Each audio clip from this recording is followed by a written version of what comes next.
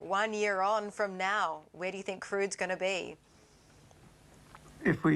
That's always, let's call it a game. But if we really do have the rest of the world recover, I think it's reasonable to think that oil would be in that $60 to $75 range.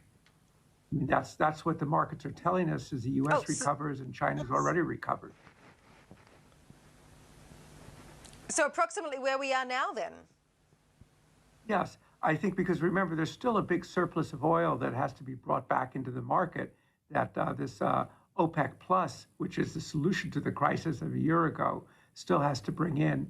And I think, prices go, I mean, there are some people who think we're going to just have a general commodity shock, but I think that there'll be offsetting pressures and more supply that would come in, and we'd start to see the U.S. coming back into production again.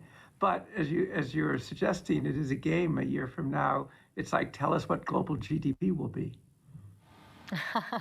Yeah, that indeed. And the guessing game actually goes on. Dan Mointerview joining in this conversation. Goldman Sachs is calling for $80 on Brent by this summer. And I think a large part of that is predicated on demand outstripping supply. And so how do you look at that equation panning out? Because the variability, I know you're saying 60 to 75, there may be a notch higher, $5 higher, but the variability would really depend on how that equation goes from here.